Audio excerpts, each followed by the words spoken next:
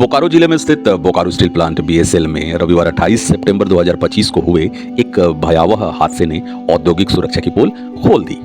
Steel melting shop 2 SMS 2 में hot metal charging के दौरान क्रेन का केबल टूटने से 50 फीट ऊंचाई से खौलता हुआ लोहा नीचे गिर गया, जिससे आग भड़क उठी। इस भीषण हादसे में 3 ठेका मजदूर परवीन कुमार लहेरी, ओम प्रकाश महली और ब्रजेश माथा गंभीर रूप से झुलस गए।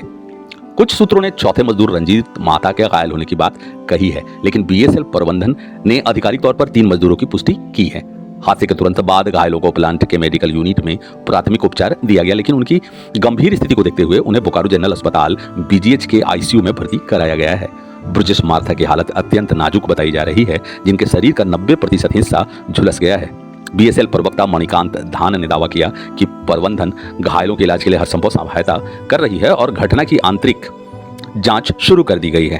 हालांकि मजदूर संगठनों ने प्रबंधन पर गंभीर लापरवाही का आरोप लगाया है।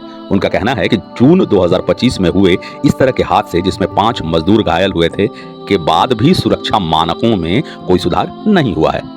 इस दुखद घटना पर झारखंड की वरिष्ठ नेत्री, जामा की पूर्व विधायक और दुर्गा सोरेन सेना की संरक्षक सीता सोरेन ने तीखी प्रतिक्रिया व्यक्त की है।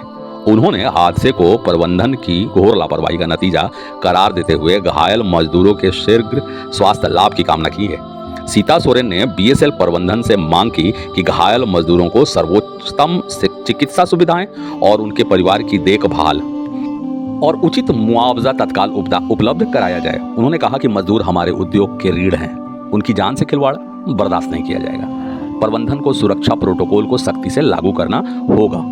सीता सोरेन ने दोषी अधिकारियों 2-4 के खिलाफ तत्काल अनुशासनात्मक कार्रवाई की मांग उठाई और चेतावनी दी कि यदि जवाबदेही तय नहीं हुई तो वह मजदूरों और विस्थापित परिवारों के हक के लिए हर मंच पर संघर्ष करेंगी। उन्होंने बोकारो के विस्थापित परिवारों के साथ हो रहे अन्याय का भी जिक्र किया और कहा, विस्थापितों के हक और सम्मान की रक्षा के लिए मैं हमेशा खड़ी रहूंगी। सरकार और बीएसएल प्रबंधन को तुरंत कदम उठाने होंगे। सीता सोरेन ने घायल मजदूरों के लिए कर्मचारी क्षतिपूर्ति अधिनियम 1923 के तहत उचित मुआवजे की मांग की है। इस अधिनियम के अनुसार गंभीर स्थायी विकलांगता, जैसे ब्रजेश मार्था की स्थिति में हुआ है, में मुआवजा मासिक वेतन का 60 गुना, न्यूनतम 1,40,000 हो सकता है।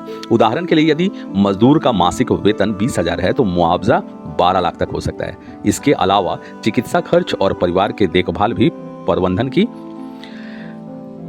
जिम्मेदारी है। सीता सोरेन ने मांग की कि मुआवजा तुरंत और पारदर्शी तरीके से दिया जाए और प्रबंधक और जिला प्रशासन दिखावा के बजाय धरातल पर काम करे।